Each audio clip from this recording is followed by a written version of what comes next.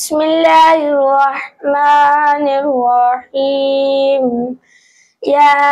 أيها الذين آمنوا إذا تداينتم بدين إلى أجل مسمى فاكتبوه وليكتب بينكم كاتب في العدل ولا يأبى كاتب أن يكتب كما علمه الله فليكتب وليملل الذي يلي الحق وليتق الله ربه ولا يبخس منه شيئا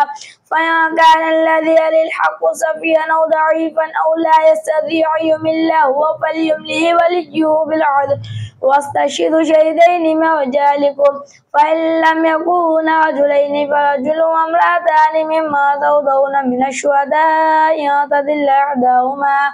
إحداهما وتذكر إحداهما الأخرى ولا يأبى الشهداء إذا ما دعوا ولا تسأموا أن تكتبوه صغيرا أو كبيرا إلى أجله ذلكم أقسط عند الله وأقوم للشهادة وأدنى ألا ترتابوا إلا أن تكون تجارة حاضرة تديرونها بينكم فليس عليكم جناح ألا تكتبوها وأشهدوا إذا تبايعتم ولا يضار كاتب ولا شهيد